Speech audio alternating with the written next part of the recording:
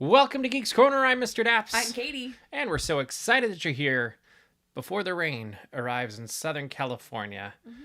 Speaking of the rain, Katie, what should people do? You should go into the chat and you should tell us what is your favorite rainy day activity at a Disney park. I was going to say the Disneyland Resort, and then I was like, no, Disney parks. I already see go to the tables and chairs next to Bengal Barbecue, write some postcards, or take a trip on the mid-level of the Mark Twain. It's a good. Cannot go wrong with either of those.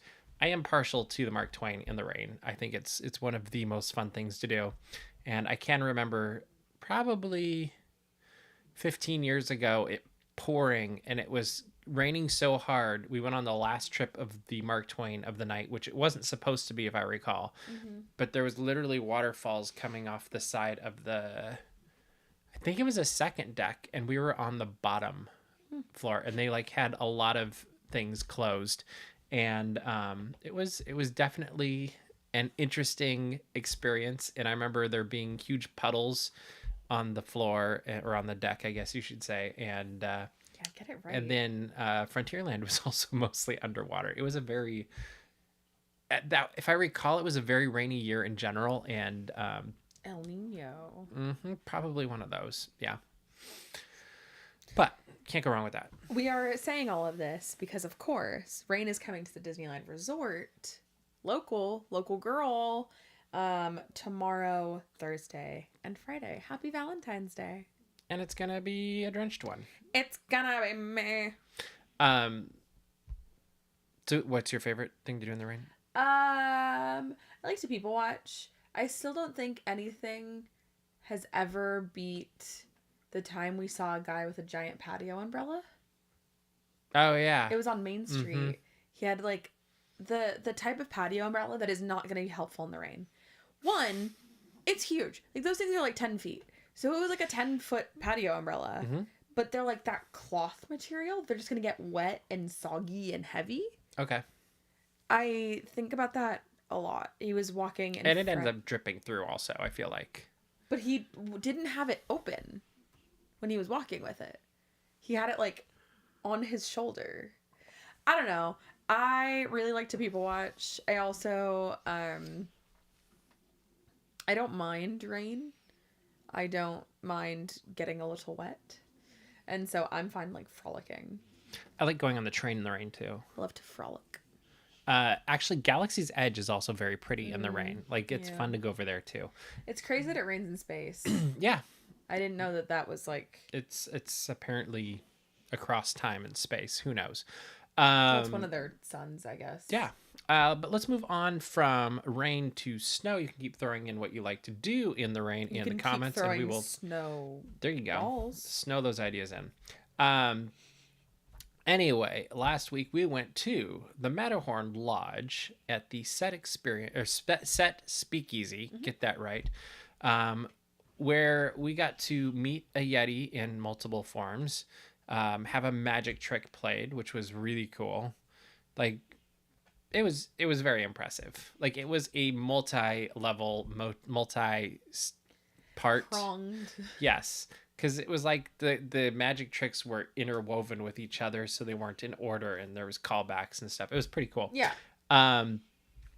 They had a fun little a bar there and some snacks, and it just was imagine going into a Matterhorn Lodge with animated windows and an animated ceiling, and that's basically what you got out of this. And what'd you think of it? I thought it was super fun. I think the drinks were very fun and very themed. There was also something for everybody on the menu. There was something for sweet drinkers. There was something everybody that's 21 or over. There was also... But it's a 21 or over correct establishment. But also, if you are somebody that lives the sober lifestyle, there was also really great zero-proof mocktails. And we are not talking the Shirley Temple-esque things. No, they put work into it. They were zero-proof mocktails. They were extremely impressive. There were also postcards. So, Clocky, I grabbed you a postcard, and I will give it to you when I see it to you. I haven't written on it because I assumed you would want to. So the back is still open, and it looks like you could actually send it. Looks like it, yeah. Mm-hmm. all in all, I thought it was super fun. There was A piece of sugar. Oh. Keep going. There was fun things in the windows. There was fun things on the screens behind the bar. A Rudolph Easter egg. Yes. And there was also just like a lot of really fun Easter eggs everywhere you looked in the room. Yep. So I thought it was super fun. It's also like a very intimate experience. Yeah, there's probably only like 40 or 50 people that fit. Yeah. It's very cool. Super fun. I highly recommend. Also super fun is Celebrate Soulfully, which was celebrating gospel this last weekend at the Disneyland Resort. It will also be celebrating gospel this coming Saturday. And that means a ton of gospel choirs singing at the Fantasyland Theater in Disneyland. And then there's a bunch of food around the resort and other entertainment around the resort, including Downtown Disney, Disneyland Hotel, and both parks. There's stuff everywhere. It's one of those things that it's like it's almost like a lightning strike because it's very intense for 2 Saturdays in February with the Celebrate Gospel, because they basically go from like 2:15 to 20ish straight through till 7 o'clock with gospel choirs, gospel groups, and sometimes even soloists. And people really get into it. And we were there for the whole thing on Saturday, and I'll be there on Saturday this week too. But rain or shine? yes, I'm gonna bet shine, or partly shiny. I would bet shine, But this is a fun thing that they bring every year, and I'm glad they do it. I hope they keep doing it because I just think it's a unique cultural experience that you really wouldn't get anywhere else. Have you been to any of them? I don't remember. Yeah, I went to the one in Stage 17 with you. Oh, years ago. Okay, yeah, back when they had it in Stage 17 before Fantasyland Theater. But that was 2018 or 2019. is that the year I did the interview? Yes, that was. And I got that fun picture with the choir. Yes. Yeah, that was a good one. Mm-hmm. With the Cruella de Vil from Descendants. Yes. No, but super cool. And we've got a ton of videos up. Check them out. I'm going to try to try some of the food this weekend as well. And hopefully we'll have a review or something of that as well, because there's some unique things. There's like a black-eyed pea stew at Award Wieners that I'm told is very good, and we will find out. I just realized that Celebrate Soulfully, the year I went, might have been 2020. Oh, leading right in. February of 2020 would have been. Yeah, it could have been that. It could have been 2019. It was somewhere around there. Yeah.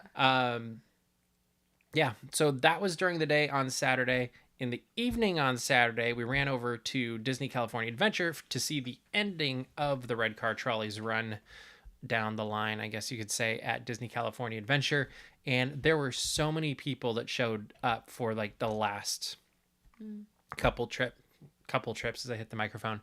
And it's always one of those bittersweet fun things where you have all of these people from all over the place converge for this one moment of goodbye.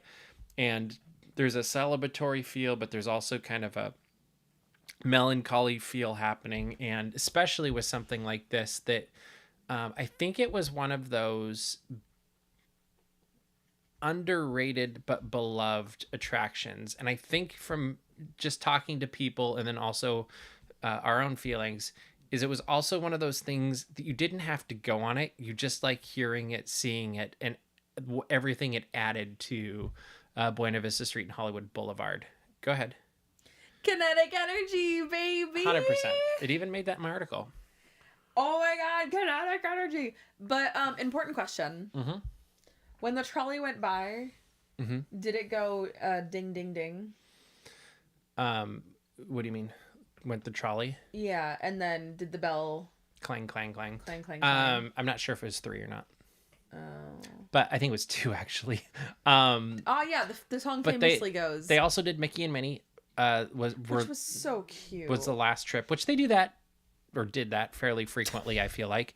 But it was super cool. And I actually think the most special moment of all of that, nobody got on camera, is I went up on the stairs at the end of the animation building, mainly just to get a picture of the crowd. And I take a picture of the crowd, and Mickey and Minnie come up, Minnie first, and they went into the door right behind me. And I just happened to look over my shoulder right before they went in, And right, like Minnie went in the door, Mickey went to the door, turned around, saluted the thing, and then walked off. And I was like, classy move. And nobody saw it. Like I didn't even have time to get my phone out or camera or anything because it was just like oh, that's cool. And then it was gone. And then a bunch of conductors hopped into the trolley, and then they took it all backstage back at Avengers Campus, which is kind of ironic because that's why it's going away. But it was a very sweet moment. There was like people singing. I heard one person singing "When You Wish Upon a Star," and then another guy was singing "Now It's Time to Say Goodbye." The Mickey Mouse Club ending thing. But all in all, very cute, very nice, and it'll be missed, I think. And I what is it that Spock says? There's always possibilities. So I'd like to think that maybe someday they'll find a way to bring them back. When does Spock say that? Is it Wrath of Khan? I think it's before that. I don't remember. Is it Search for Spock? The one he's famously in so much of. There you go. Who knows? It's all that stuff. I think that this will be very missed. I think it will be sorely missed. Even with it being like out for photos, I still just think that kinetic energy is something that's a really big deal. And I think that whether you think about it actively or not, kinetic energy is something you benefit from. So I agree. I think it brings lands and parks to life. And I really think when I compare like Disneyland's Tomorrowland versus Walt Disney World's Tomorrowland, quite often it comes back to, I'm like, oh, I kind of like Walt Disney World's, even though if you were to just look at a picture, I would probably choose Disneyland's. Yeah, because it's a more interesting. And it's just more photogenic. Like it feels a little bit more planned and whatever. Maybe not quite as much now with Tron, but still, like there's dead areas and there's like, oh, this was made in this era, this is made in that era, and there's not quite the continuity that Disneyland has. Tomorrowland famously doesn't have that issue. But if I think of the Tomorrowland I enjoy more, quite often I go to Walt Disney World's because you do have the people mover going around. You have the rockets. Like there's always something happening. And even just hearing the voice go by above you, like that's true. It just adds to the Disney experience. I will say the kinetic energy that wins in our Tomorrowland. Yes, we don't have the people mover. Shame. Criminal, actually. But the monorail plus the Finding Nemo submarines. That does help. But that is one pocket of Tomorrowland. And you have to be over there. Yeah, yes. I agree. But I love that pocket of Tomorrowland with the kinetic energy. Another place that has kinetic energy, however, is Cars Land, where you do have Lightning McQueen, Mater, and Red making their way into Radiator Springs to meet with guests. And now Red has a community garden that is open in Cars Land, and this community garden, I am convinced, is open in Cars Land because they needed to make more space for seating since they took it to make a new ordering kiosk for the Cozy Cone Motel That would sure make Snacks. sense. And it's actually expanded the seating in Cars Land for the Cozy Cone area. But it's a cute little addition. Like I think my favorite detail is they've got like a little model of the front of Red up on the entrance as you walk in. And it looks really cute. Looks even better at night because they've got like the big, the party lights, like the Christmas party lights things hanging from it. And I thought they did a really nice job with that. I think I could like to see maybe like the tables and chairs maybe a little bit more themed somehow, but I don't actually have an answer for how to do that. So I'm not going to knock it really because I think they did pretty well with what they had. And it added land to Cars Land that was previously just a wall.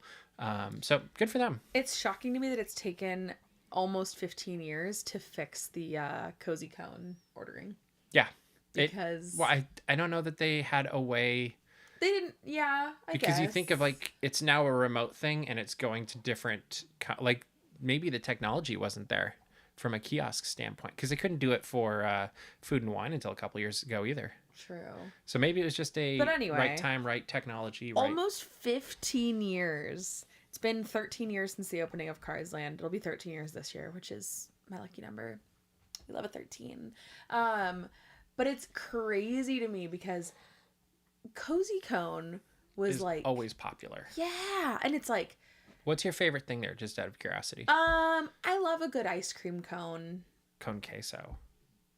You would say the chili cone I queso. do love the chili cone queso. Like, I rarely will get it, but I think they're a lot of fun. I liked the dipped chocolate. Oh, yeah. The dipped ice cream cones. Yeah, those are cool. Those were an option. They've had some good, like, seasonal things there, too. They've also had... So there is the pop cone. Mm-hmm. There is the churro cone. Mm-hmm. There is the ice cream cone. They're all cones. But there's 5 of them. And the line fits approximately 2 people each. Mm-hmm. Which has never made it super easy. So I think that them revamping this ordering system, like the second I saw it, I was like, what a huge improvement. Well, the interesting thing, too, is when I was there on Saturday, there really weren't lines anywhere. Mm-hmm. Because you're either mobile ordering or you're going across to this new ordering kiosk, mm-hmm. which has 2 registers, I think, if I recall. And there was basically no line for the register. Like maybe one person, but basically nothing. And people were just walking up and getting their orders. And so I don't know if that's because it drew attention to mobile ordering that much more, or is it people are just moving through that line so quickly and it's just made everything more efficient. I have a theory. Yeah. How many scared times? them away. Yes. How many times did you watch somebody stand in line for one of the Cozy Cones? And be at the wrong one. And be at the wrong one. True, that too. That was a frequent bottleneck at the Cozy Cones, was they would be like waiting and they would get close enough to see which one it was and they'd be like, oh, I don't want this one. Mm-hmm. Which one do I want? Yeah. And then they would have to try and refigure it out, or they would just get frustrated and walk away. Mm-hmm. I think that when you're giving people one place to order, you're like, oh, just tell me what thing you want. Mm-hmm. Solving a lot of issues. It's also like, I am a Disneyland Magic key holder. I will have you know. I have gotten confused with those cones. I have walked up to the wrong ones, and then I've gotten like embarrassed, and I'm like, I'm leaving. I will never show my face here again. Now you don't have to worry. And then I run away. Yeah, but now you don't have to worry about it. You can either mobile order or go up to the register. It works out pretty well. And Red's Garden, I'm really excited to see. It's cute. I love Cars Land. It's very cute. Another exciting thing, perhaps the most exciting news of the week, I think, mm-hmm. is Luke Skywalker is coming to Star Wars Galaxy's Edge. Once again, they are changing the timeline, but not, because there won't be crossover. Like, I don't care. It's kind of an interesting... No, I think it's brilliant, because you can have as many stories as you want then. And if you've read any of the books, you know that these different generations during the Skywalker saga and beyond, there are connections with Batuu. Like, they did make that part of their bigger picture story. I mean, it's the Alderanian teal wine, which I don't think they sell anymore. I don't know, but Alderaan must have run out. It's been a while since. That's sad, but was a finite resource. Anyway, what do you think about Luke coming to Galaxy's Edge? The maker. Oh my goodness! So I have been a huge proponent. What do you say? Mm-hmm. Yeah, is that what you say? Mm-hmm. That you're like a supporter? Yeah, go for it. Cool. So I've been a huge supporter of Galaxy's Edge getting rid of the time lock, because to me, the time lock actually was this like huge lack of creativity, because there was just not as much to do.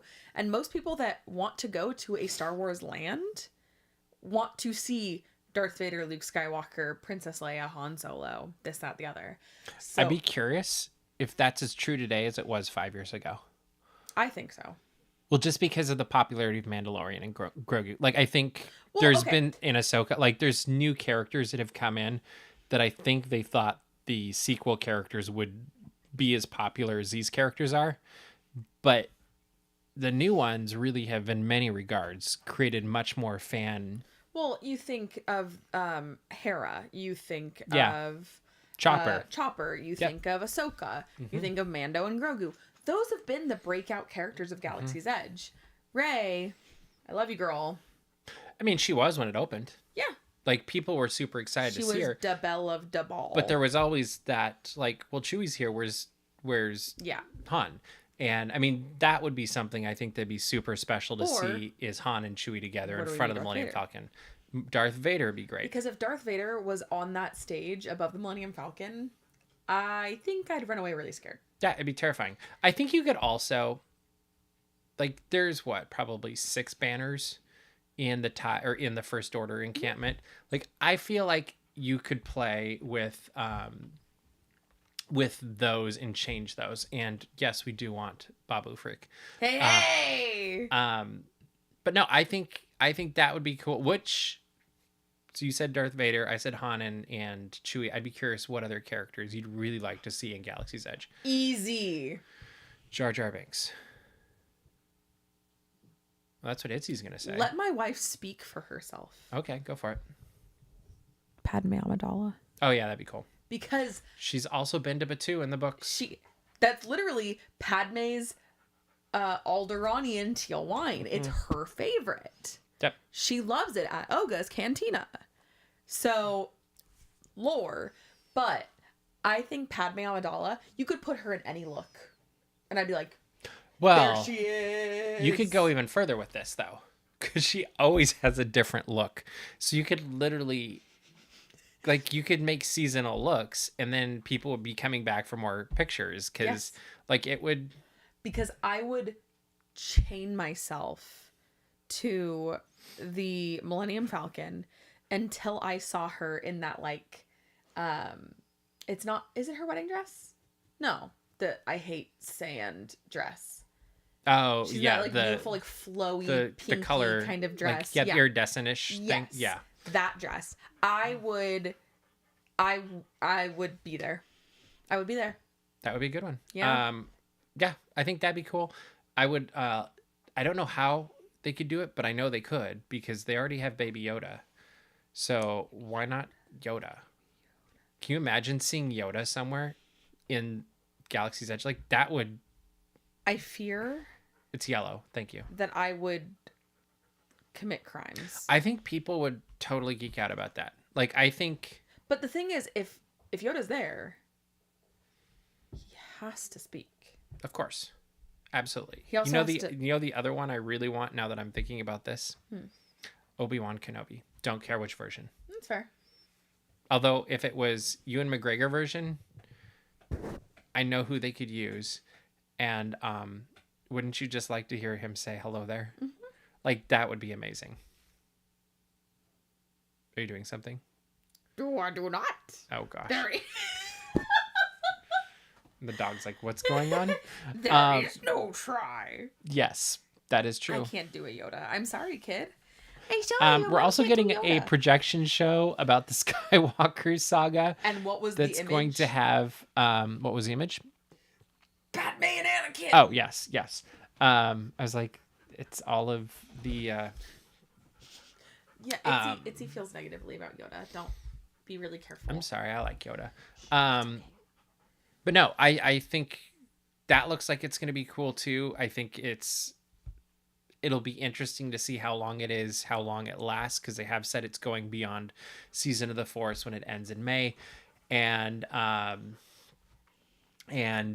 really want to see what music they use. Like, to me, it's more about the music than the actual projections in the story.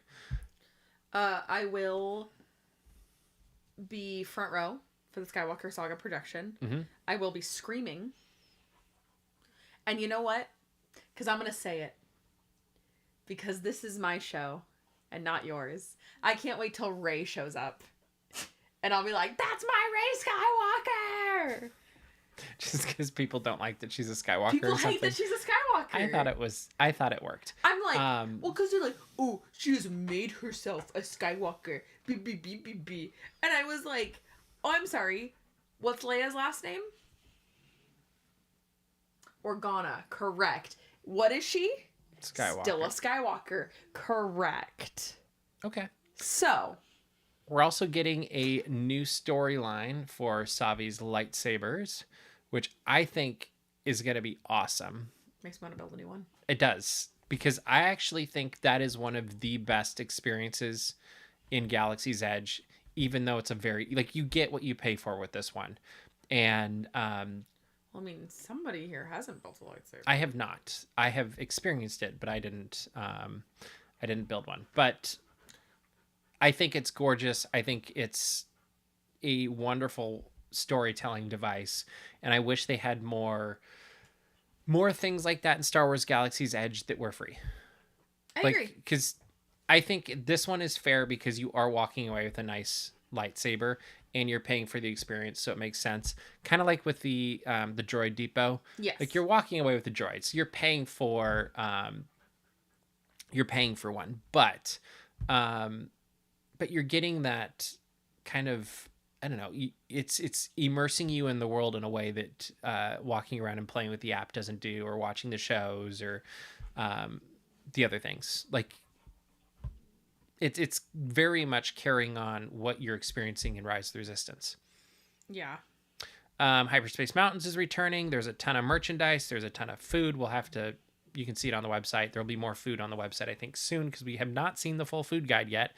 We're also getting, I'm forgetting something. Hyperspace Mountain, food. The headbands. That's it. That must be it. The headbands with Darth Vader and Ewok. That was my favorite part, is like it's listing what's coming out. And do you remember what they all are? There is, I think it's Yoda. That sounds right. R2. That's right. Ewok, Stormtrooper, Darth Vader. Yes. And I just thought it was funny because you're reading like Yoda, R2, and Ewok. Ewok. Not a specific Ewok, which they do have names, but I thought that was funny. It was really funny because I showed somebody at work who loves Star Wars, potentially even more than me. Mm-hmm. I showed her the DOPS article with the headbands, and she immediately went, "Oh, I'm gonna spend all my money." It was, I think, my favorite thing. I think. Oh, the Daddy Vader shirt. I also think the Darth Vader headband thing is funny because it looks like he's pouting. Well, or is. doing duck face. Like, it's like he's kind of, I don't know. It's amusing. He said, "I hate sand." Yes. He said, "Search your feelings." It gets even worse when it's in your helmet. Probably true. Yeah. Anyway, Season of the Force, we'll be covering it. You won't want to miss any of it. We sure won't. It'll be a lot of fun. And they'll still have Fire of the Rising Moons happening during fireworks and all that stuff too. So we will cover it, and we'll see if there's any other surprises. Like last year, we got some surprises day of. So who knows? Maybe we'll get more surprises. I love surprises. Finally, Thunderbolts trailer came out on Sunday during the Super Bowl. And I will admit, the more I see of this movie, the more I'm intrigued and looking forward to it. You're not that way, huh? No, not really. How come? I have Marvel burnout. Like, major Marvel burnout. Mm-hmm. I feel like everything after... What was the one we were just talking about that I was like, oh, I'm actually excited for this one? Captain America? No. It wasn't Superman, because that's not Marvel. No. It was on Geeks Corner, like, recently. Where I was like, oh, I'm hyped for this. I don't remember. I don't either. That's gonna bug me. Anyway, I don't know. I just, it's like, this is what the MCU is to me. Doctor Doom. No. No, okay. This is what the MCU is to me. To me, the MCU is the girl you fell in love with because, like, she's super cute, she's super funny, and you're like, oh, okay, she's great. And then after a while, you realize that she kind of only has, like, one joke, and it starts to get a little annoying. And you're like, oh. I think that was true for a while, and I feel like they're getting out of it again. And I hope so. I think it's Fantastic Four you were thinking of. It was because Fantastic Four I am excited about. I also think, like, I think we're gonna get 3 very different movies this year. With Captain America, Brave New World is gonna be kind of, I'm hoping, kind of like the second Cap film, where it's more of a thriller, like a political thriller. One of the best in the MCU. Yes. Winter Soldier. Love that. And I do think bringing Harrison Ford in is masterful. Like, that's going to be great. I think it's also just going to reset kind of that Avengers storyline for us and get it going. And I'm hoping, because it's on Earth, it's in Washington, D.C., that kind of thing, we're not going to walk away from it going like, oh, that was a lot of digital effects. Because Yeah. that's been one of my big complaints lately. Then I think Thunderbolts is gonna kind of be that misfit Silly. movie, Yeah. fun, a little bit Guardians feeling, but more gritty, and it's kind of the whole you want the Avengers, but you can't have them, so you get these guys instead. These guys were on clearance. Yeah, basically. And I think it's going to be one of those fun things where everybody's going to have their favorite anti-hero that they're rooting for by the end of it. And, one of them might die. And hopefully it's not Bucky. I just feel like they're going to sucker punch us with one of those things. I could see it. We can't let anything happen to Bucky. I agree. So. I agree. And then you move forward to Fantastic Four. It's going to be very different, but I think everything that they've put in place for that sets it up for success. Like it seems like the right cast. It seems like the right director, the right music composer, and the vibe feels right. So I think this year excites me in terms of Marvel movies way more than probably the last 4 or 5 years, to be honest. Like since Endgame. Yeah. Because Endgame was the last Marvel film where I really walked away being jazzed about it. And there's been decent ones since then, but nothing where I'm just like, oh, this is really good. Yeah. Like I'm really glad I saw it in a theater, because often you're not. We are in Geeks Corner Plus, by the way. So if you have any questions or comments that you'd like us to respond to, let us know and we will do that. I did see further back a comment asking about Tiana's Bayou Adventure. Yes, we have gone for a ride on Tiana's Bayou Adventure, and we loved it. It was a blast. And I don't know why the comments got smaller again. That was weird. I don't know. But yes, we did go on that. Sorry, Itzy. That was my fear, though. I just spoke it because I thought it, and Sometimes he does that. it just popped into my head, and I was like, oh, that would be an emotional sucker punch, and Marvel likes to do that in their good movies. It's true. It really is. Hopefully I'm wrong. I don't know. We'll see. I'm also curious to see if there's any connection between Captain America and Thunderbolts. Like, I think the Fantastic Four connection is going to come later, but I do think it'd be interesting to see if there's a connection between between Thunderbolts and Captain America, and how. And how? Well, because presumably there's going to be a new president by the end of Captain America. Nah, they're just gonna let the Red Hulk just kind of okay. slay. Okay, there you go. I mean, I will say, I think my favorite thing that's come out in Welcome to Geeks Corner Plus. This is where this is where everything's made up and the points don't matter. 42 or 25. Anyway. What was I saying? Everything. I was talking about something with.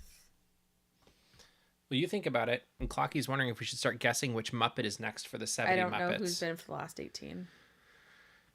Okay. I know. Is it Floyd right now? I know Janice was one. Recently, too. Yeah. Has Waldo C. Graphic been one? If he has not, I want Waldo to get his own week so that I can protest.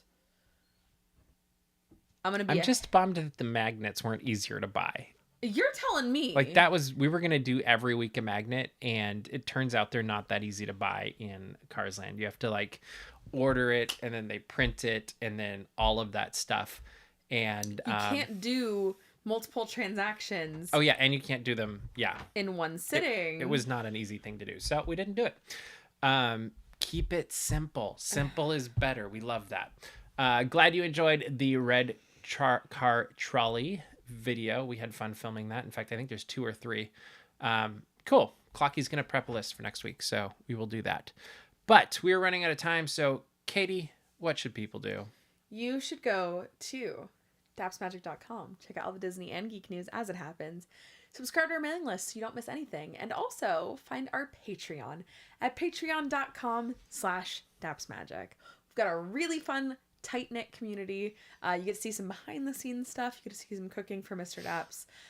And there's some really fun stuff on there. I can't spoil everything.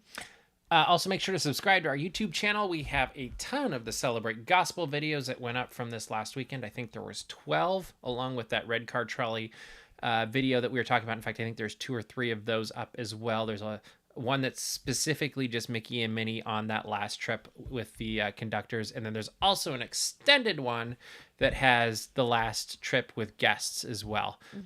So if you want to check that out, feel free to head on over to our YouTube channel and subscribe while you're there. But that is all the time we have for you this week. So we will see you around the corner. Bye.